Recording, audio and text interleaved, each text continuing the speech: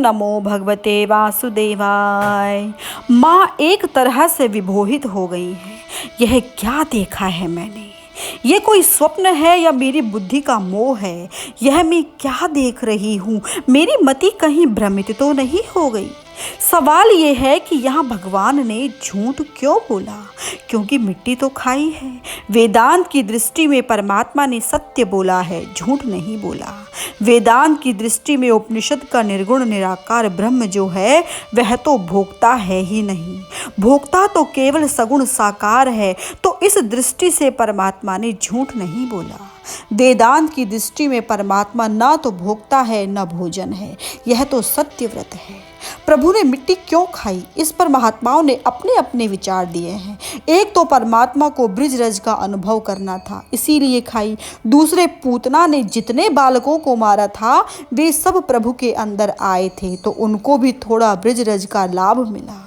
ब्राह्मण लोग अपना कल्याण करने के लिए ही बैठे हैं, तो उनमें रजोगुण उत्पन्न करने के लिए, ताकि वे समाज की सेवा करें, इसीलिए थोड़ी रज खाई। ना हम भक्षितवानम्ब सर्वे मिथ्याभिसंशिनः यदि सत्य गिरस्त हरि समक्षम पश्य में मुखम। हमने नहीं खाई यह तो कहा, पर यह नहीं बताया कि हमने क्या नहीं खाया। मिट्टी का नाम नहीं लिया। परमात्मा ने जब अपना सुंदर रूप दर्शाया तो माँ फंस गई कि यह मैं क्या देख रही हूँ। परमात्मा ने स्वरूप दिखलाने के लिए जब मुंह बंद कर लिया तो माँ ने तो आरती करनी शुरू कर दी, उनका नमन करने लगी कि ये तो जगत के पिता हैं, हमने तो इन्हें बालक समझा। अरे माँ, ये क्या कर रही हैं? बोली, आप तो जगत के पिता हैं, हमने आपको बालक बना लिया, हमें क्षमा कर दें स्वामी। ये सब याचना करने लगी। नहीं माँ, तुम्हारे लिए तो मैं बालक ही हूँ, मुझे तो तू ही कहना, आप मत कहियो। आप में द्वैत है, तू में एकता है। इत्थम विदित त्वायाम गोपिकायाम सह ईश्वरः वैष्णीम व्यतनोन्मायाम पुत्र स्नेहमयी विभु।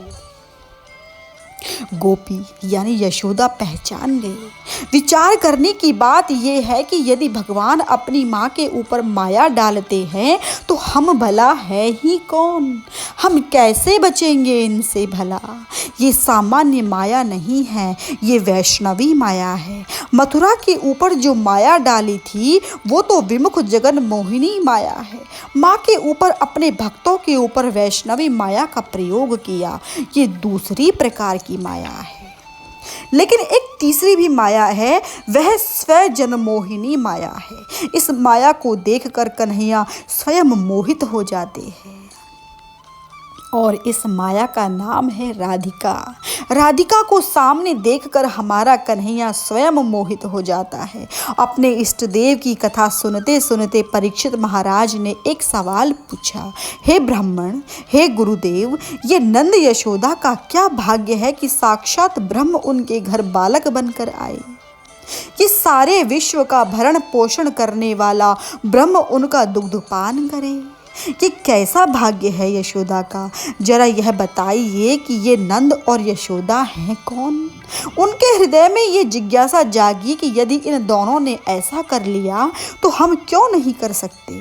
शुकाचार्य महाराज ने कहा कि ये पूर्व जन्म में 8 वसुओं में से एक वसु द्रोण हुए हैं और उनकी पत्नी धरा थी।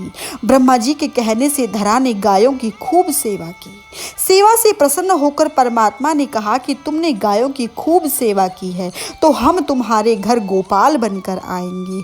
वही द्रोण और उनकी पत्नी नंद यशोदा बनकर आए हैं। जगत का पिता उनके घर बालक बनकर आया है। प्रभु किसी का नहीं, किसी का बनने वाला नहीं, फिर भी भक्त जिस भाव से प्रभु को पुकारें और यदि वात्सल्य भाव हो तो प्रभु हमारा बालक बनने के लिए तैयार है। प्रभु को कोई प्रिय और कोई अप्रिय नहीं है। किसी को ज़्यादा प्रेम करे ऐसी कोई बात नहीं है। ऐसा प्रभु में मतभेद नहीं है। तुम्हारा प्रेम कितना है वही तो वो जानता है। सारे जगत को नचाने वाला स्वयं नाचने के लिए भी तैयार है। एक बार माँ यशोदा ने घर की दासियों को विविध प्रकार के काम सौंप दिए, लेकिन दही को मथना बाकी रह गया। यशोदा ने सोचा कि ये काम तो मैं स्वयं ही करूं, क्योंकि इसमें से जो मक्खन निकलता है वो लल्ला को बहुत प्रिय है और लल्ला की सामग्री मैं अपने हाथ से ही बनाऊंगी। इतने नौकरों के होने पर भी बालक के लिए स्वयं माँ काम कर रही है। ये पदार्थ नहीं, प्रेम दे रही है। पोषण प्रेम से ही होता है। यशोदा के पास तो 9 लाख गायें थी। इनमें एक गंगी गाय का जो दूध निकलता था, उसी का दही, उसी की छाछ और उसी का मक्खन कन्हैया को प्रिय था।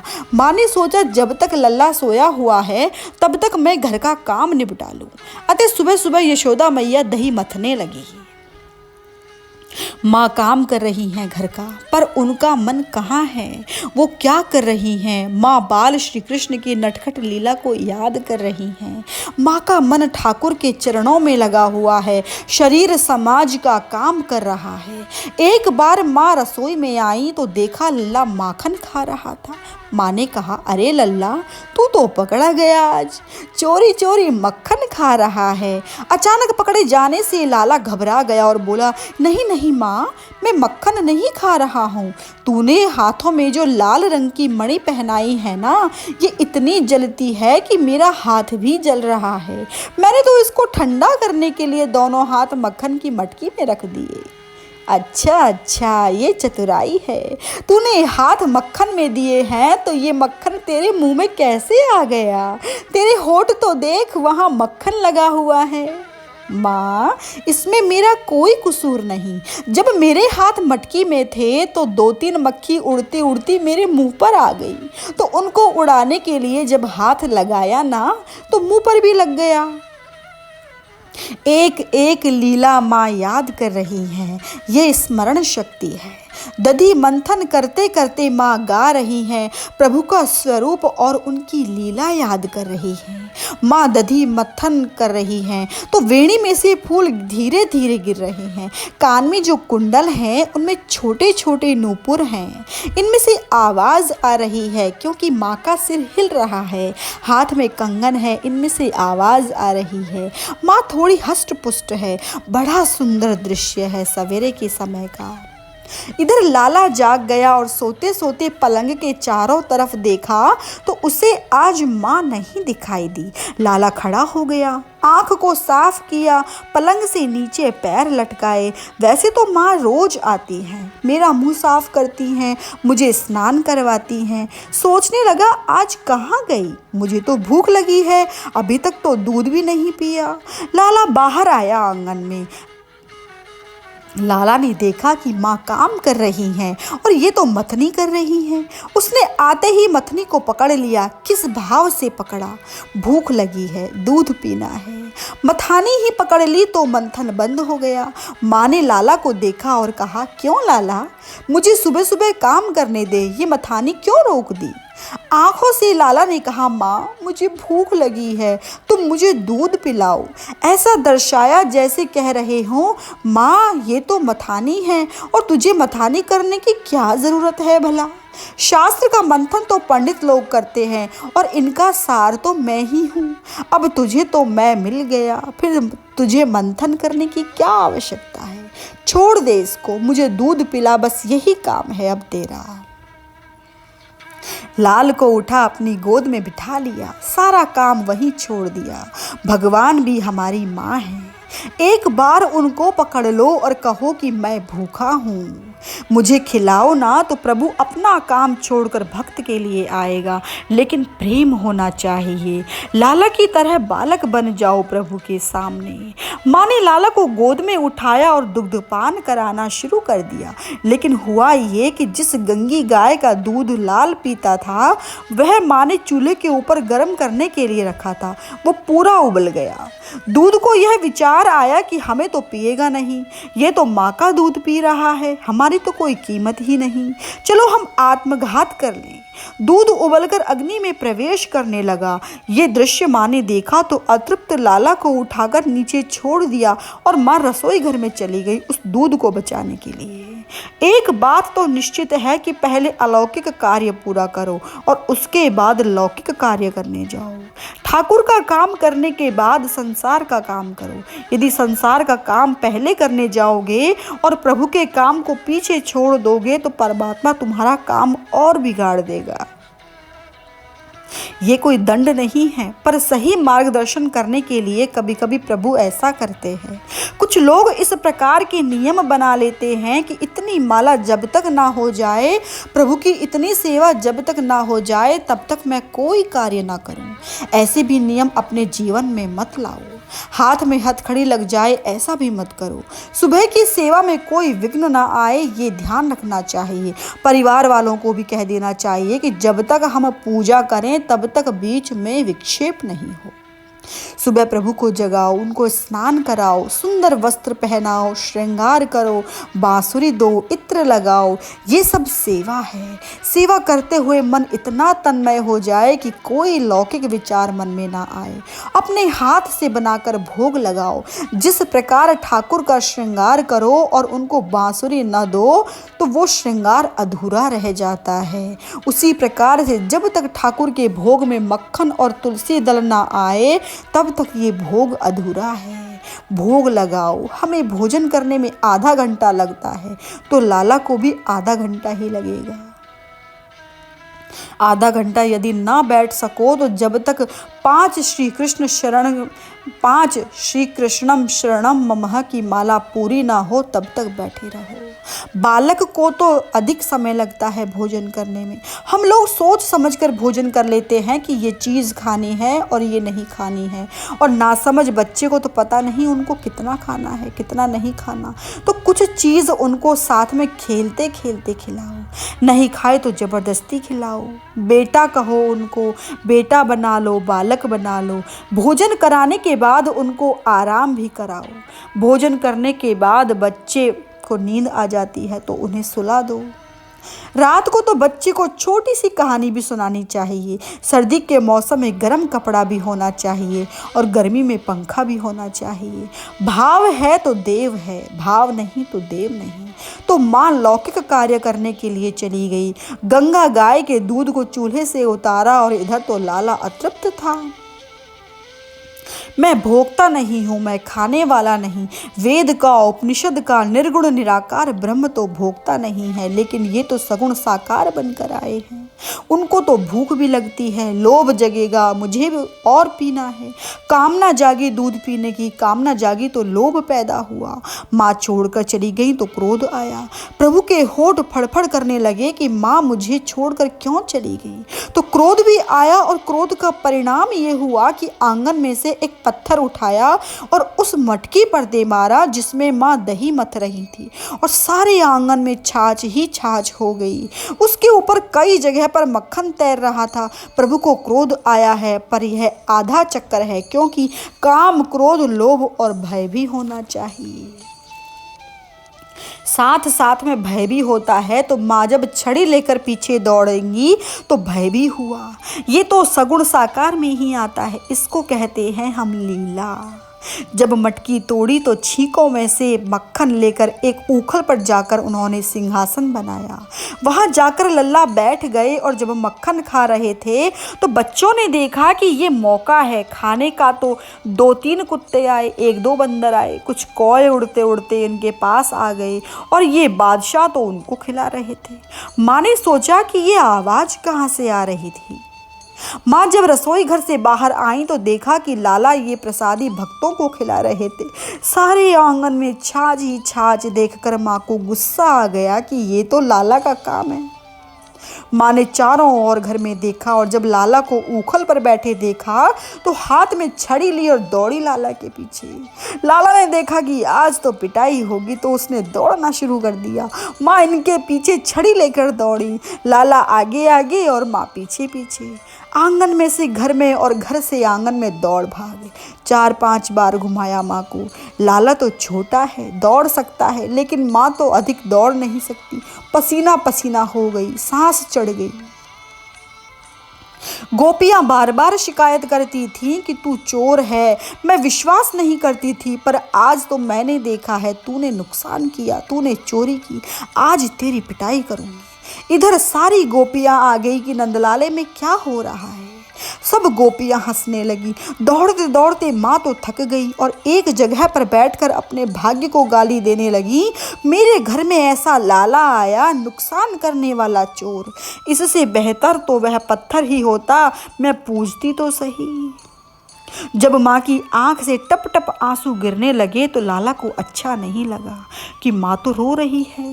वो धीरे से आकर माँ की गोद में चिपक गए और धीरे धीरे छोटे छोटे हाथों से माँ के गालों पर आए हुए आंसुओं को पोंछने लगे। ले माँ, मैं पकड़ा गया, तू रो मत। ले, मैं पकड़ा गया ना, अब तो मत रो। हे माँ, तू मुझे अतृप्त छोड़कर गई और मुझे भूख लग रही थी। तू क्यों चली गई? मैं तो आने ही वाली थी, इतनी जल्दी इतना नुकसान क्यों किया? आज तो तेरी पिटाई पक्का करूंगी। घर के अंदर जाकर माँ रस्सियां लेकर आई ढेर सारी कि आज तो मैं तुझे बांधूंगी। बार बार उनको बांधने का प्रयास कर रही हैं। इसका वर्णन शुक्राचार्य महाराज ने किया। हे राजन, जब जब माँ गांठ बांधने जाए तो 2 उंगलियां कम रहती थी। भगवान बंधन में नहीं आता। ये दृश्य सनकादिक ऋषियों ब्रह्मादिक देवता आकाश से देख रहे थे कि अरे माँ, हमारी भी ताकत नहीं हम उनको बांध सकें, तू क्या बांधेगी? प्रेम अधिकार से नहीं मिलता, प्रेम साधन से नहीं मिलता, प्रेम तो केवल अनुग्रह से ही मिलता है। प्रभु बंधन में नहीं आ रहे थे। माँ थक गई, बार बार रस्सी को लंबी करती थी पर वो बार बार 2 उंगल कम रह जाती थी। प्रभु बंधन में नहीं आते थे। जब माँ थक गई तो प्रभु ने कहा, हे माँ, तुझे मुझे बांधना है ना, तो ले बांध ले मुझे। यहाँ भी महात्माओं का मत देते हुए भागवत में लिखा गया है कि जब माँ ने हाथ से छड़ी फेंक दी तब प्रभु बंधन में आए। अहंकार की छड़ी या लाठी लेकर तुम प्रभु के पीछे दौड़ोगे तो प्रभु बंधन में नहीं आएगा। ये अभिमान की बुद्धि की छड़ी को फेंक दो तो प्रभु अपने आप ही बंधन में आ जाएगा। प्रभु का संपूर्ण अनुग्रह मिले इससे पहले अंधकार और ममता का त्याग करना ही पड़ेगा। सद्गुरु की कृपा से हम अहंकार को तो जीत भी सकते हैं, पर इस ममता का क्या करें? ममता तो बड़े बड़े महात्माओं को भी सताती है। भाई को छोड़ सकते हैं, माता पिता को छोड़ सकते हैं, पैसा, प्रतिष्ठा, पुत्र, पुत्री, पत्नी, लेकिन ये ममता तो पीछा करेगी। ममता महात्माओं का भी पीछा नहीं छोड़ती और अपनी कुटिया के किसी कोने में बैठे बैठे ये रोते हैं कि हे प्रभु, इतना हमने किया है पर ये एक दुर्गुण जाता नहीं, हमारी ममता का तुम कुछ करो। प्रभु जब रस्सी के बंधन में आए, दास के बंधन में आए, तो उनका नाम हुआ दामोदर। उदर के ऊपर रस्सी लगी इसीलिए दामोदर हुआ। ऊखल के साथ ही बांधा उनको और गुस्सियाई माँ ने कहा कि आज तुझे खाना नहीं मिलेगा। लाला ने कहा, माँ, अब मैं कभी नुकसान नहीं करूँगा, तू मुझे छोड़ दे। लेकिन माँ ने एक भी बात नहीं सुनी। लाला खूब रोए लेकिन माँ ने नहीं सुना। माँ तो घर का काम करने अंदर चली गई और यहाँ लाला अकेला रह गया। बांध दिया लाला को। नंदराय जी ये नहीं कर सके। रामायण में दशरथ ने भी प्रभु को नहीं पकड़ा। बांध तो वह भी सकता है लेकिन गोपी भाव हो। भक्ति जीवन में आए तो प्रभु को तुम बांध सकते हो। पुरुष और नारी में इतना ही तो फर्क है कि एक ज्ञान का प्रतीक है और एक भक्ति का प्रतीक है। कहा भी गया है, भोजन करत बुलावत राजा, नहीं आवत तजिबाल समाजा। दशरथ महाराज जब बुलाने गए तो प्रभु नहीं आए और भक्ति ने जब पीछे गति की तो परमात्मा ने उनके सामने कदम बढ़ाए। ब्रह्मादि वेद निगम उनको प्राप्त नहीं कर सके।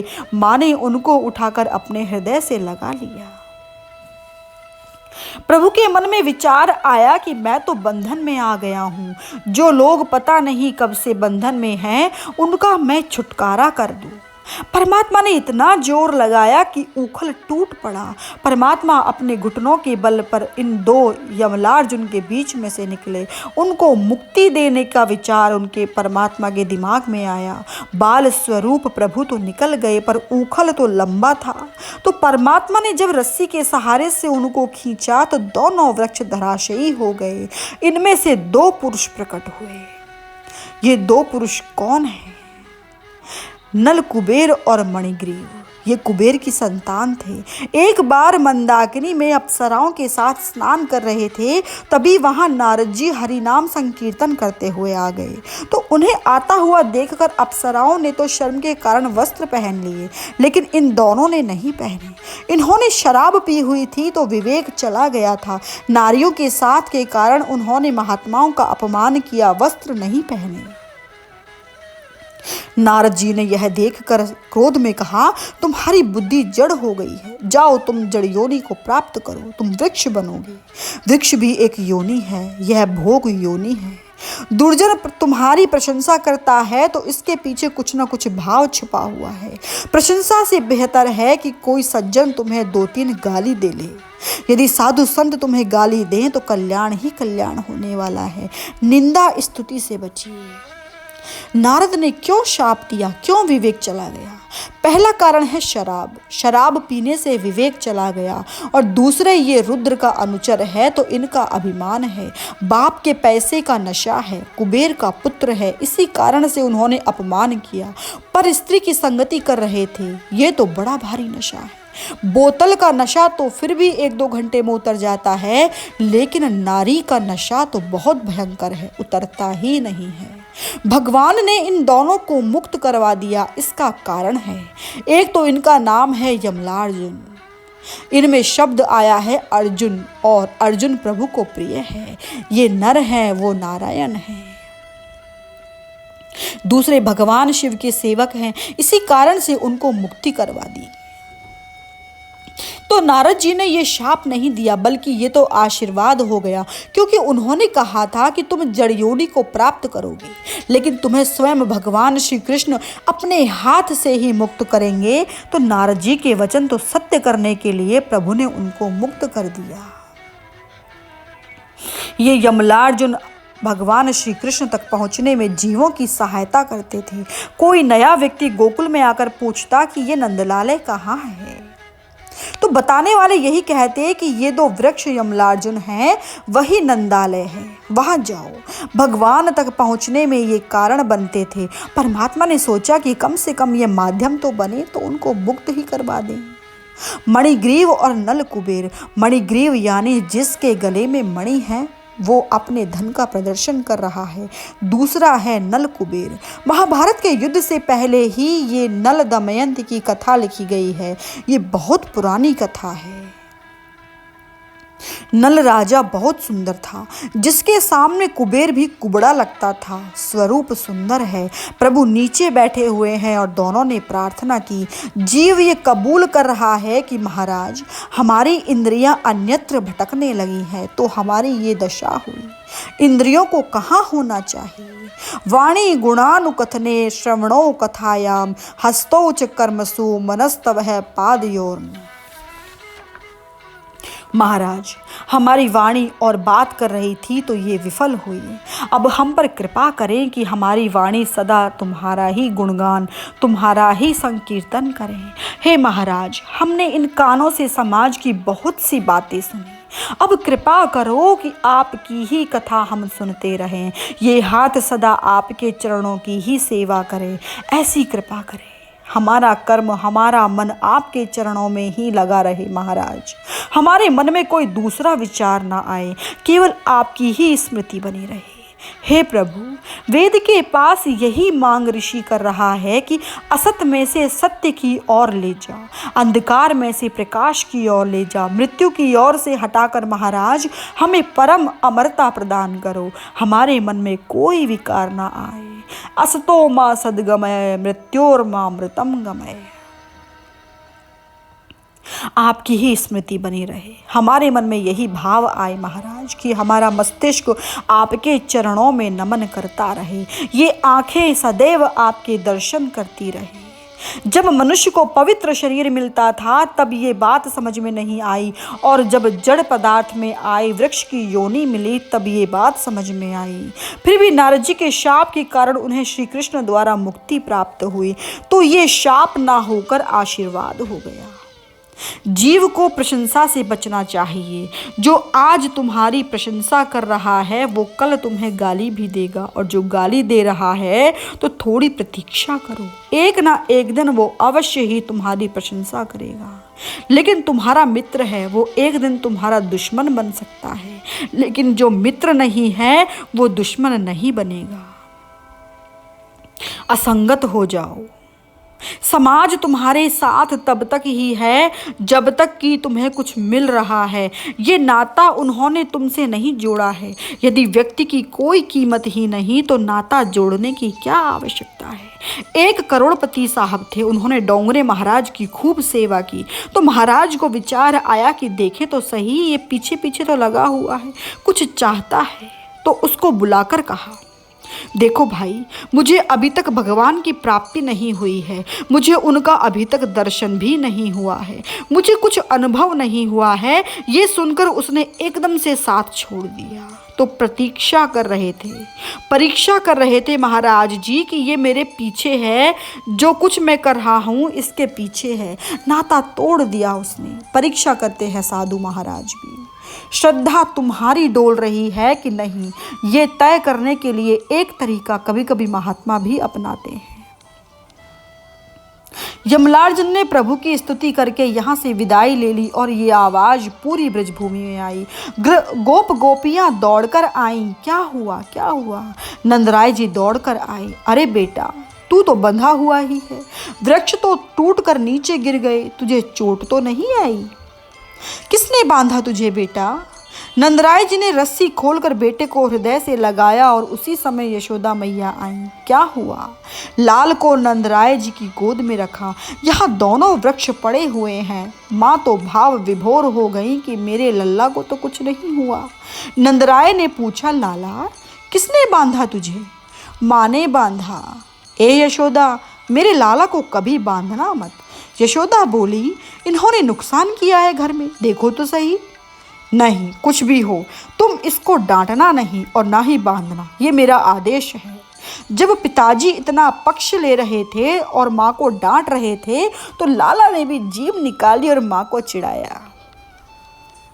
जब वृक्ष गिरे तो गोपियों ने आकर यशोदा को कह दिया कि तेरे लाला के ऊपर से एक और घात गई है, ये तो अपशगुन हुआ है, तेरा लाला अपवित्र हो गया।